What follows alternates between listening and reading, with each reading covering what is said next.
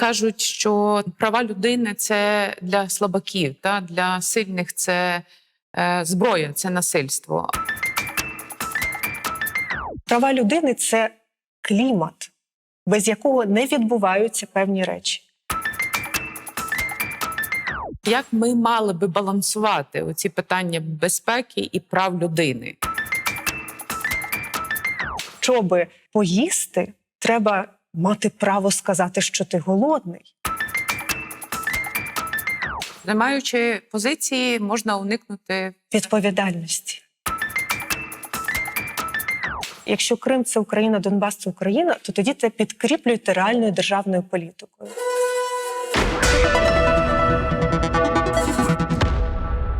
Доброго дня! Мене звати Оксана Сироїд. І сьогодні моєю гостею є Олександра Матвійчук, правозахисниця, голова Центру громадянських свобод. Ми щойно, перед тим, як почався запис, згадували історію нашого знайомства, яка сягає років, так? Це ж студентських. Я надзвичайно рада, що я маю сьогодні можливість з тобою поспілкуватися. Вітаю. І я хочу, щоб ми поговорили трошки про специфіку твоєї роботи. Мені б теж хотілося займатися, наприклад, режисурою.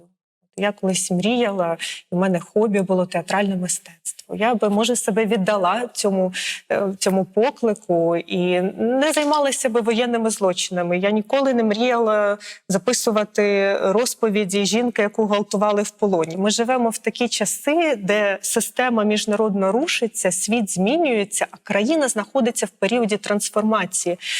Нема на кого з політиків, нам, звичайним людям, перекласти відповідальність за свою країну. І це треба розуміти.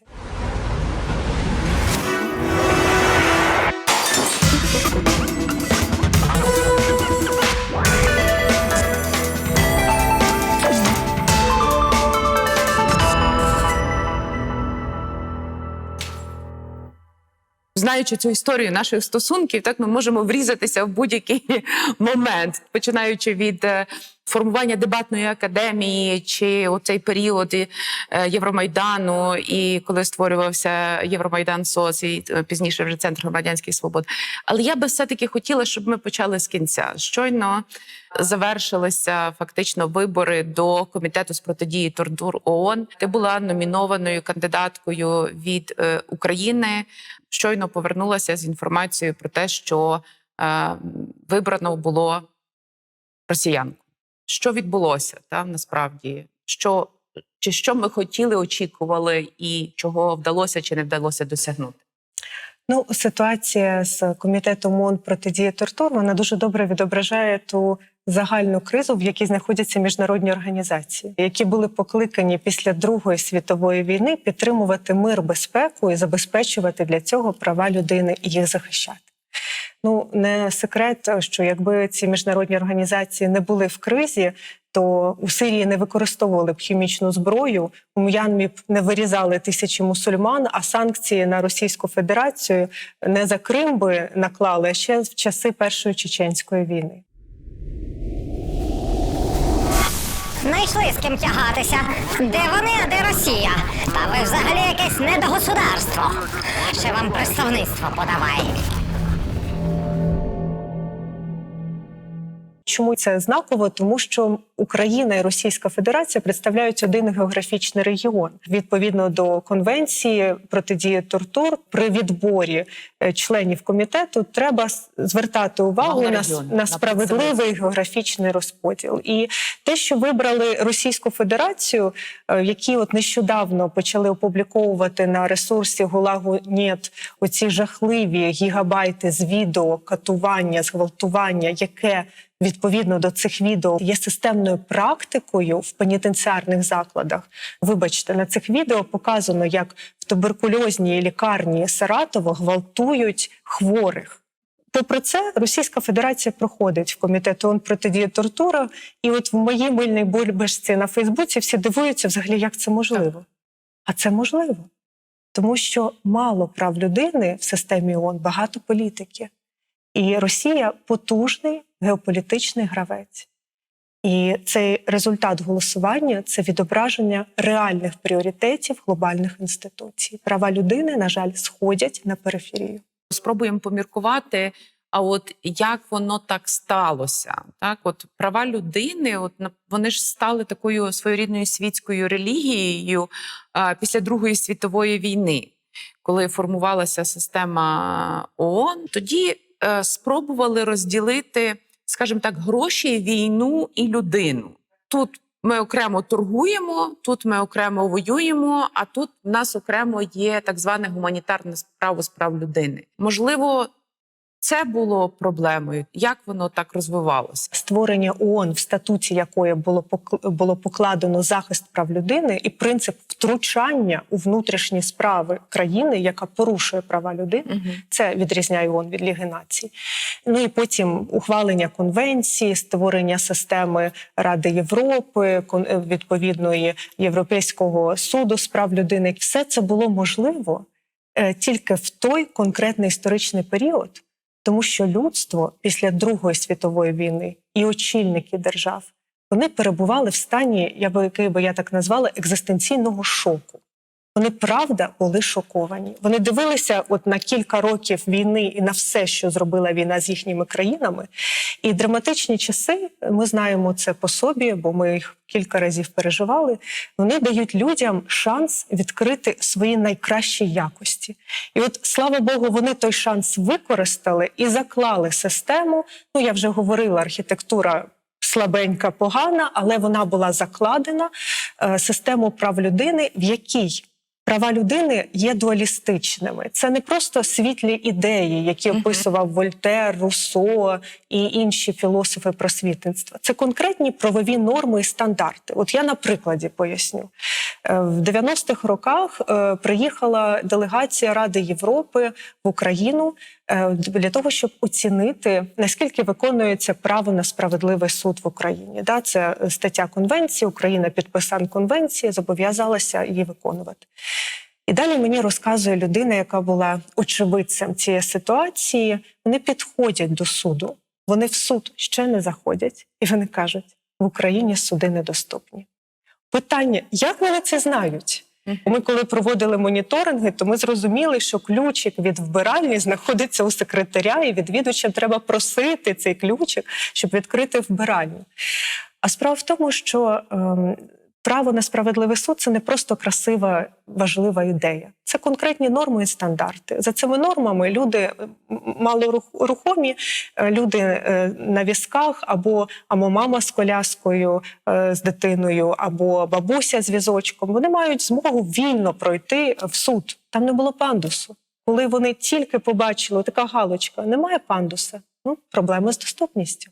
Права людини – це не просто конвенції. Це не просто правові норми, і стандарти і ідеї. Це спосіб мислення.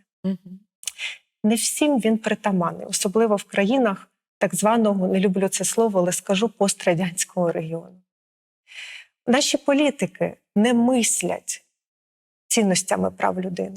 Для них права людини – це вишенька на торті. Гарний набір слів. Гарний набір слів. Треба, як годиться, його вживати. Є 3 таких слова, які нічого не значать. Демократія, верховенство права і права людини. Але гарно дуже звучать. Не дуже гарно звучить, але насправді, коли починаєш з ними говорити, в неформальній розмові вони кажуть, ми ж всі розуміємо, що найважливіше – це економічний розвиток, що важливо – це дороги, що важливо – це безпека. Оце важливо. А права людини як вишенька на торті, вона потім додасться до цих речей. Але воно так не працює. Бо права людини – це клімат, без якого не відбуваються певні речі. Немає права на справедливий суд, немає в країні інвестицій. І скільки інвестнянь не запрошує, на скількох форумах не виступає. Без справедливого суду нічого не буде. Приклад вислів відомого Нобелівського лауреата про те, що в країнах, де була бодай частково вільна преса, ніколи не було штучного голоду. Це теж про права людини, бо, виявляється, для того, щоб поїсти, треба мати право сказати, що ти голодний. І без цього клімату ці речі не відбуваються, і немає ні економіки, ні захисту, ні доріг. Повертаючись до тої архітектури, яка була по Другій світовій війні створена, архітектура оця прав людини, в той самий момент, наприклад, була створена Рада безпеки ООН, яка мала опікуватися фактично військовими конфліктами, війнами як такими. Так само трошки пізніше вже була створена Світова організація торгівлі, яка мала опікуватися тим, щоб всі зі всіма торгували. Фактично була задана така траєкторія 3 окремих світів. Там не було сказано, якщо у вас погано захищаються права людини, ви не можете бути членом Світової організації торгівлі. Або якщо ви ведете агресію проти своїх сусідів, ви не можете бути членом Світової організації торгівлі. Бо це ж про торгівлю, це ж про розвиток. Кожен почав жити якби в своїй бульбашці. Що вірять в права людини, вони залишаються беззубими, можна так сказати. Я з тим погоджуся. От права людини, є таке, вибачте за різке слово, «отстойник». Да? От є третя корзина, це корзина прав людини ОБСЄ. А от серйозні речі, безпека, ми будемо в другій чи там в першій корзині обговорювати. Рада безпеки, вона в Нью-Йорку, там вирішуються серйозні речі. А оці всі комітети, які на добрій волі держави засновані, чи буде вона виконувати їхні рекомендації чи ні, вони навіть географічно в іншому місті, вони в Женеві. Але в тому, що ти описала, є ще один нюанс. Є таке, я би сказала, припущення, доволі поширене, що торгівля, вона здатна запобігти війнам. Люди як вони думають, що якщо ми торгуємо, нам взаємовигідно, то це має знизити загрозу виникнення воєн. Це і так, і ні. І ні. Так історія ж показує, що ні. Тут процитую росіянина, який зараз працює в Лондонській школі економіки, Пастухов. Я дуже люблю читати його інтерв'ю і слухати його лекції. Він якраз оцю тезу, що треба торгувати з росіянами, і тоді загроза війни спаде, він спростовує. Бо він говорить, що є риси характеру, які притаманні не Путіну, притаманні росіянам як нації. Постійне прагнення до експансіонізму, релігійного, культурного, географічного, і месіанство. Яскраво тезу цього Пастухова підтверджує буквально тижнями в соцмережах, в Фейсбуці ходило відео, якась російська монахиня дуже так спокійно розказувала, що треба захопити нові землі і побудувати там російські православні церкви. Оце воно уживається. Та скільки вже можна говорити про Росію? Невже інших тем для розмов немає? Люди зубожіли, політики крадуть. І взагалі, ви коли Мінськ виконувати будете? Якщо казати про війни і економіку, то історія показує, що майже всі війни, ми не будемо говорити про міфологічних воєн за жінок, майже всі війни велися або за контроль за ресурсами, або контроль за торгівельними шляхами. Торгівля і торгівельний шлях, він є об'єктом війни дуже часто. Пастухов говорить, що війни можуть мати ірраціональний мотив. Вам не вигідно руйнувати торгівельні відносини, але у вас є комплекс месіанства, у вас є прагнення до розширення території, і вам байдуже, що вам це не вигідно. Я з цим також погоджуюся, але у випадку Росії, то вони дуже прагматично, тобто вони захопили фактично Чорне море, в той спосіб, який вони незаконно анексували Крим і продовжують, тобто їх свої дії, вони отримали дуже вигідне розташування і контролюють. Я тут скажу, що це була така політична спецоперація. Путін, він же чекіст, він майстер спецоперації. У нього рейтинг впав. Треба було відповісти, дати щось народу, що відповідає його соціальному характеру. І захоплення Криму – це не економічна авантюра тільки, це в першу чергу політична авантюра. Бо цей кримська ейфорія, цей термін, який російські політологи, соціологи почали використовувати, вона підвищила його рейтинг до небес, просто в рази. Я погоджуюся, що час був вибраний, оскільки я вимушена була досліджувати це питання. Фактично з початку 2000-х велася підготовка до анексії Криму. І саме з міркувань контролю за Чорноморським регіоном, тобто за акваторією і в зв'язку з тим, що Росія має військові бази в Сирії і в Африці. анекдот з цього приводу розкажу. Він ще з радянських часів, але я от дивлюся на те, що в Росії відбувається, і от це просто про це. Привезли в часи дефіциту в якесь містечко радянське типове масло в магазин. Творилася величезна черга. Побігла жінка, почувши цю чутку, стала в цю чергу, простояла 4 чи 5 годин, перед нею масло закінчилося. Іде вона така понуро додому, засмучена, розстроєна, і тут вона чує в небі гуркіт. Вона піднімає голову, дивиться на небо, а там 5 військових винищувачів. Вона так розпрямляється і каже: «Зато ми велика страна». Отак, без масла, але з військовими винищувачами. А щодо прикладу, який ти навела, він не тільки про різне бачення, він ще про чесність. Бо всі ці 8 років і попередня влада, і нинішня влада говорить гаслами. Крим – це Україна, Донбас – це Україна. Вибачте, якщо Крим – це Україна, Донбас – це Україна, то тоді це підкріплюйте реальною державною політикою. А якщо ви і будуєте горизонтальні зв'язки, відновлюєте сполучення, тоді скажіть чесно, що ні. Ми не знаємо, коли повернуться окуповані території. Ми не знаємо, що робити з людьми, які лишилися сам на сам з окупантами. Ну це ж не популярно. Але чесно. І вартує політичного рейтингу. Я пам'ятаю, і ти також дуже добре пам'ятаєш, з того часу почали йти дискусії про те, яким чином взаємодіяти з окупованими територіями. Пам'ятаю засідання, під час парламентського комітету виступають правозахисниці і кажуть: давайте впустимо електричку з Донецька до Києва. Бо це ж людям зручно, це ж права людини. Вони ж людям буде комфортніше, вони будуть їздити прямо з Донецька до Києва, і все буде гарно. І от таких ідей було доволі багато. Прийшли представники Ради Європи і кажуть, що давайте там от щось про права людини з окупованих територій. У мене тоді було застереження, кажу, ми не можемо абстрактно говорити про не з окупованих територій, тому що залежно від того, який конфлікт, питання, чия відповідальність. Так?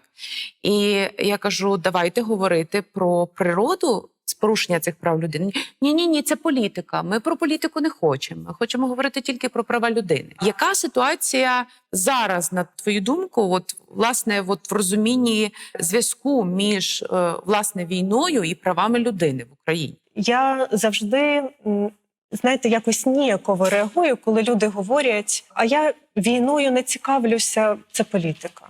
І я розумію, що чому мені ніяково, тому що я розумію, що це брехня. Бо якби в будинок цієї людини влучила снаряд, людина відразу би почала цікавитися. Не цікавитися, не розбиратися – це захисна позиція. Не маючи позиції, можна уникнути відповідальності. Коли ти говориш, це все політика, я в цьому не розбираюся, тобі не треба займати ніяку відповідальність. Дуже зручно. Тобі це відомо, так? Тобто я якраз завжди займала доволі таку чітку позицію. Ми підготували тоді закон цей про тимчасово окуповані території. Не те, що я претендувала на якийсь там істину в останній інстанції, але адекватної дискусії в цій царині не було. І її, в принципі, досі немає. Тобто людина, з одного боку, яке потребує поваги і створення всіх умов з боку держави, з іншого боку, чи якщо вона є носій, я не знаю, віруючим в Росію, наприклад, навіть якщо виконує спецзавдання. От ти взагалі думала над тим, а як ми мали би балансувати оці питання безпеки і прав людини? Я 8 років займаюся питаннями війни. Для мене це не абстрактні питання.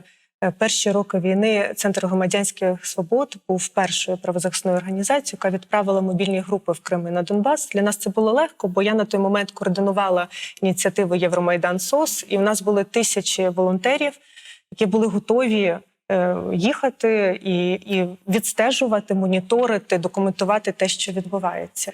От ми можемо подивитися Донбас, 14-й рік. Якісь російські громадяни, які жили кілька років на Донбасі, раптом стають очільниками незаконних збройних формувань. Я зараз не про Стрілкова, який, очевидно, приїхав із Російської Федерації. Я про Безлєра, підприємець з Горлівки. Це сплячі агенти. До окупації Криму Росія нарощувала свою присутність. Там були спортивні товариства через церкву, через культурні якісь речі, дипломатію. Зараз Україні це робити набагато важче. У нас не ті бюджети, і плюс це прямо заборонено. Але це, як кажуть, no excuse. Якщо ви вже сказали, що це ваша стратегія, шукайте виходи. Бо позиція «я сиджу і дивлюся, як будуть розгортатися події», вона в даному випадку не на користь України. Коли ми говоримо про деокупацію Криму і Донбасу, то ми говоримо, щоб це було можливим в майбутньому, вже зараз треба зробити цілу низку речей. Вони можуть виглядати неефективно, непрактично, але їх треба робити заради майбутнього. Наприклад? Буду відновлювати різноманітні горизонтальні зв'язки, релігійні, освітні, зближувати людей один з одним, тому що Крим і Донбас дрейфують в сторону Російської Федерації, чим далі, тим сильніше. Це мені ще платити за те, щоб з Донбаса сюди хтось на екскурсію їздив. Що собі хотіли, хай собі мають. А моя хата з краю. Якщо ми візьмемо тему війни і окупованих територій, і захист прав людей на окупованих територіях, а вони, ще раз, громадяни України, тут є умовно категорія речей, на які Україна дуже складно може вплинути. І є категорія речей, які Україна мала би давно вирішити. Наприклад, закон про воєнних злочинців. На окупованих територіях кожного дня відбуваються воєнні злочини. От 3-4 нова хвиля арештів кримських татар і заарештований перший заступник Меджлісу Наріман Джелял. Частина людей за цей вересень була незаконно переміщена з окупованого Криму на територію Російської Федерації. Це теж воєнний злочин. Під час війни не можна вивозити населення окупованої території в іншу державу. Паралельно Донбас. Я тільки приклад ізоляції назву, бо він дуже відомий. Секретна тюрма на території військової бази, де тримають в'язнів як рабів, бо вони обслуговують цю військову базу. Тобто це теж треба говорити. Вони риють траншеї, вони мають військову техніку.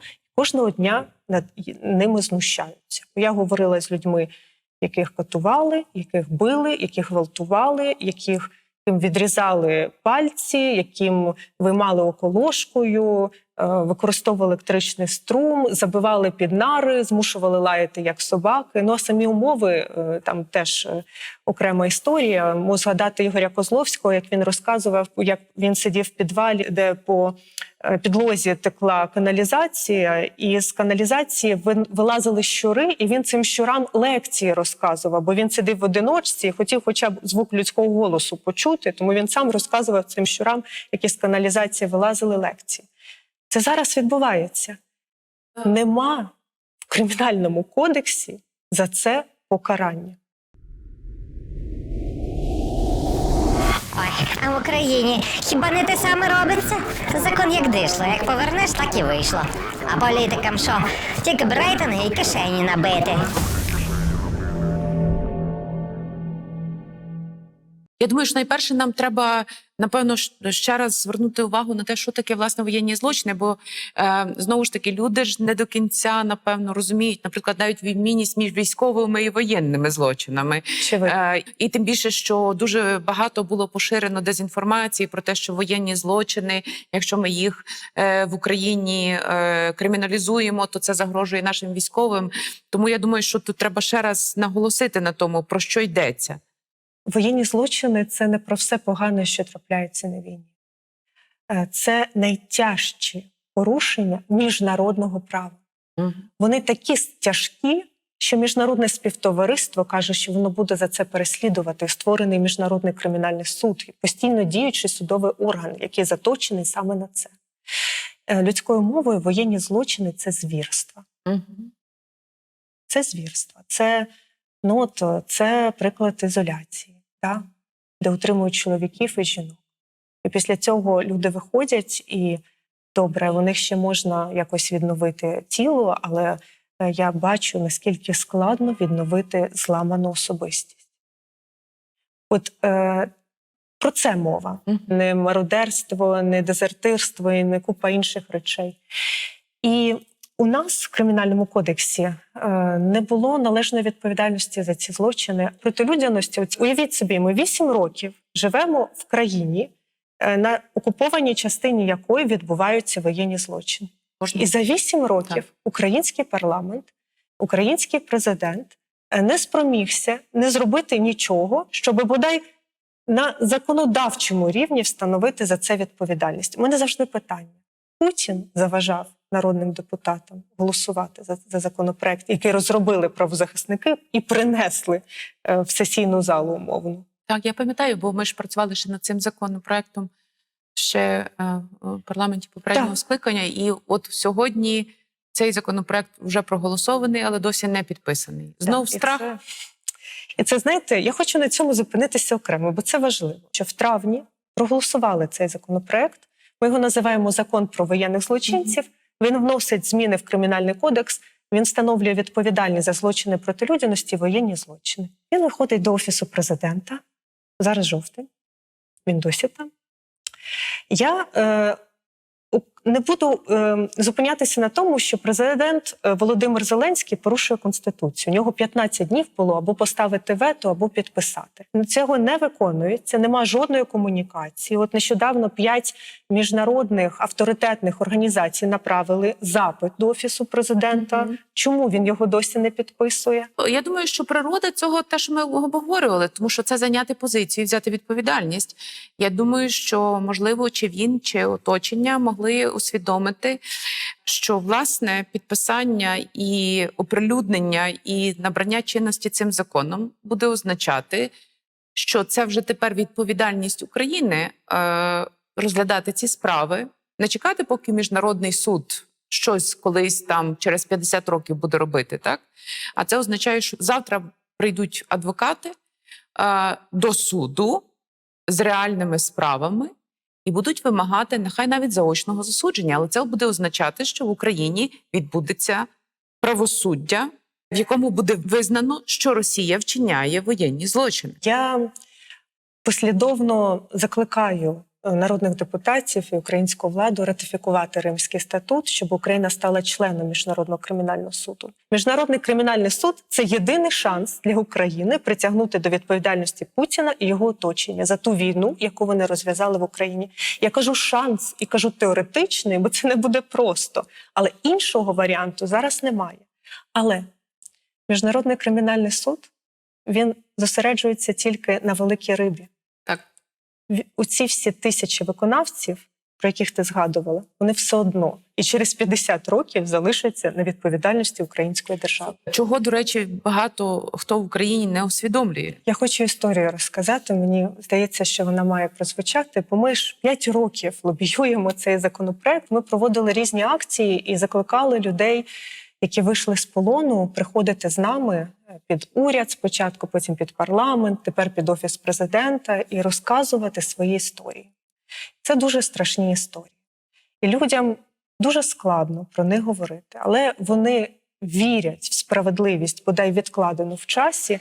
Вони розуміють, що цей закон може мати охолоджуючий ефект зараз на окупованій території, бо раптом виконавці цих злочинів зрозуміють, що так, це пройде 10, 20, 30 років, щось в Росії зміниться, а міжнародні злочини не мають терміну давності, а може я предстану перед судом, і оце розуміння, охолодження, як я його називаю, може зберегти комусь зараз життя. От вони виходять і розказують ці історії, і от є такий лікар-ветеринар Олександр Грищенко. Він 6 місяців був у полоні так званого лідера, якого так псевдо було Бетмен. Потім їх вивезли в підвал і хотіли закидати гранатами, але оскільки на той час між собою незаконні збройні формування боролися за владу, то їх врятували. Тобто він вижив, і люди, які з ним були, вижили випадково. Він дуже багато всього бачив. Він Розказував нам про те, як 14-річну дівчину возили на передову для сексуального подарунку бійцям, да, от як вона верталася, якою вона була. Він розказував, що як лікар намагався реанімувати людей, яких кидали туди просто як шматок м'яса після катувань. Там він розказував, як лікували охоронці, бо коли він покликав і сказав, що там людина вмирає, от він нічого не може зробити, він як лікар говорить, що вона зараз помре. То прийшов охоронець, стрибнув на грудну клітину людини, власне, роздався хрускіт, і людина померла. Такі речі. І він ходить з нами всі ці 5 років на всі ці акції. Мені вже, чесно, перед ним соромно. І на одній з останніх він каже: ви знаєте, Лесю, вони просто нас не розуміють. Я коли сидів в підвалі, моя найбільша мрія була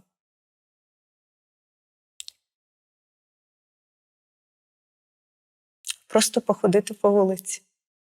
Чому ми 5 років не пускаємо руки, і Володимира Зеленського ми теж дожмемо, щоб він таки підписав цей законопроект? Оце якось дуже не по-людськи, дуже непорядно, дуже безвідповідально до болю цих людей, до того, що вони пережили. Я пригадувала собі ці раціональні пояснення відмазки від депутатів, ще які я чула в парламенті попереднього скликання, думаю, що вони мало там змінюються. Але це, власне, про те, що люди можуть раціоналізувати, так, коли вони не там, коли не мають можливість ходити вулицями, дихати повітрям, просто бути людиною. Зараз в мене з'явилося оце відчуття, переконання, що все-таки цей закон буде підписаний. Але щойно в цей момент з'явився ще один страх. За те, що ці справи прийдуть до суду, і в наших суддів, так, в наших судах, чи вистачить в них, я ж не кажу знань, так, а мужності і от тої незалежності. І те треба мати мужність і незалежність. Оксана, давай будемо чесними. Чи знань ще вистачить? Тому мені дуже... Знань хоч навчити можна. Я розумію, про що ти говориш. Ми 5 років концентруємо увагу на тому, що мало бути зроблено отак. І за цей час ми втратили на те, щоб провести навчання для адвокатів, для прокурорів, для слідчих, для суддів, за підтримки міжнародних організацій, що таке міжнародне гуманітарне право. Подивитися, що не працює, можливо, перенести підслідність з Донецької, Луганської області, де у суддів є рідні на окупованих територіях, що також впливає на їхню незалежність. Знайти якісь інші виходи з цієї ситуації, як забезпечити людям на справедливе правосуддя. Кажуть, що там права людини – це для слабаків, та, для сильних – це зброя, це насильство. Але от навіть спілкуючись зараз про цей випадок, та, про той конкретне це рішення, про зміни до Кримінального кодексу, про воєнні злочини. Так видається, що права людини – це дуже для мужніх. Та? Тому що треба мати величезну мужність, щоб в себе запровадити ту систему, яка буде притягати до відповідальності за такі тяжкі злочини. Є такий ефект колеї. Його Ангус Медісон відкрив. Він подивився, що закорінені проблеми історичні накладають відбиток на сьогодення. На те, як люди думають, на те, як люди діють, як вони проявляють себе в різних сферах життя. І є різні країни от з цим історичним минулим. І країни розвиненої демократії, вони йдуть по одній рейсі, а країни малорозвинені або транзитної демократії, до країни, яка Україна належить до них, вони по іншій рейці. І ці рейки не перетинаються. І чому ефект колеї? Бо як тільки країна з транзитної демократії хоче піднятися і перестрибнути в ту іншу рейку, там, де країни розвиненої йдуть, вона вдаряється головою в цю рельсу і знову вертається. Чому? Тому що ефект колеї, він не викорінюється тільки тим, що ми ухвалимо правильні закони і створимо правильні органи державної влади. Наприклад, повісимо табличку «Антикорупційний суд» і скажемо, тепер це антикорупційний суд. Бо ці закони і ці інституції безперечно важливі. Вони залишаться симулякрами, сліпо скопійованими із Заходу, якщо ми не змінимо наше мислення. Якщо ми не повіримо, що права людини – це цінність, що верховенство права, як би це абстрактно зараз не звучало для людей, це цінність.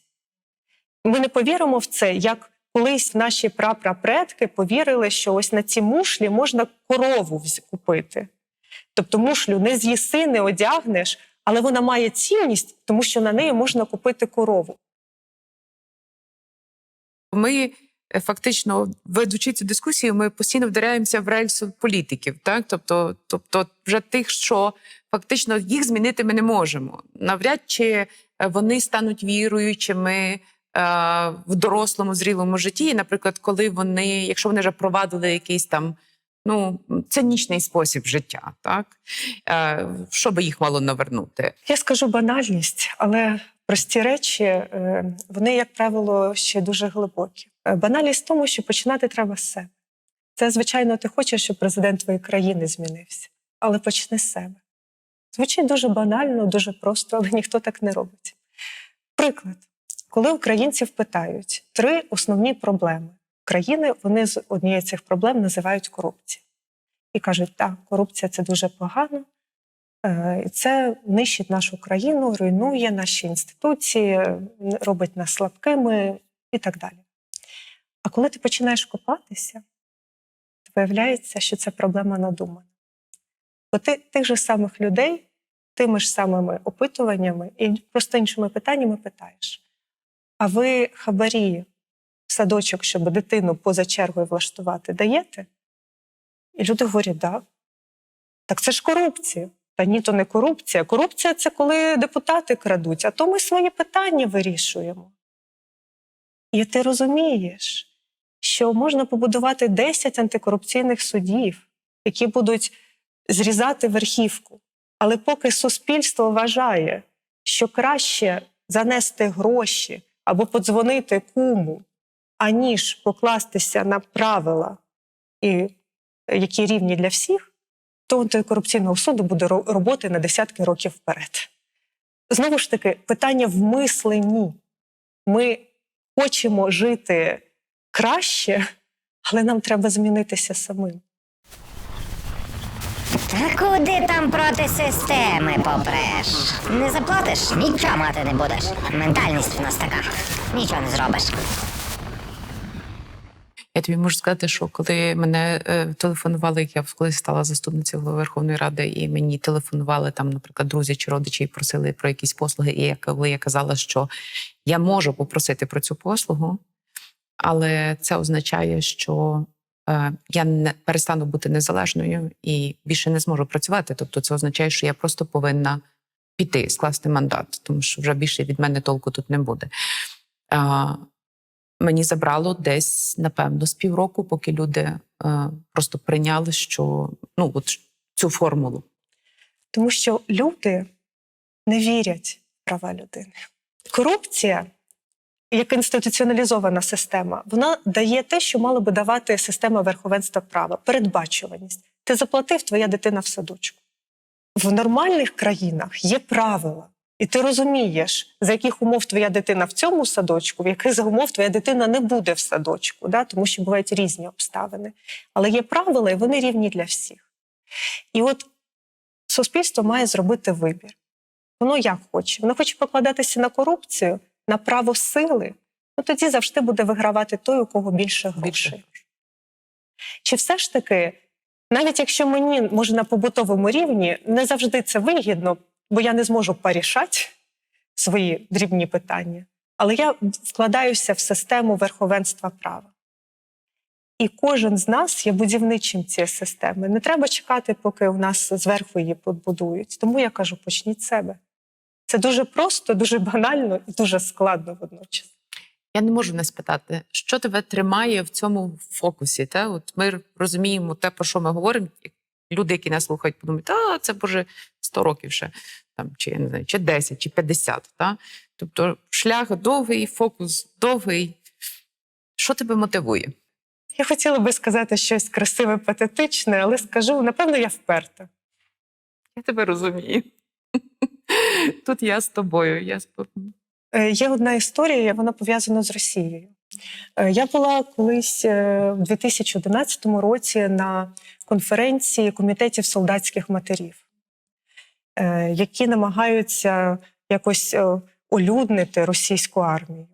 Бо там служать їхні сини і стикаються з дідовщиною, з зловживаннями, з приниженням людської гідності. І на цій конференції виступали ці голови солдатських матерів і розказували, як все погано. І тут раптом виходить жінка з якогось такого дуже холодного регіону і говорить, отут було складно, але отут ми зробили це, отут ми зробили це. І це так різко контрастувало з цими проблемними спічами, що я повернулася, от зараз, як зараз пам'ятаю, до свого колеги, московського юриста, і кажу, вона правду говорить? Він каже, да, абсолютно. Я ще більше зацікавилася.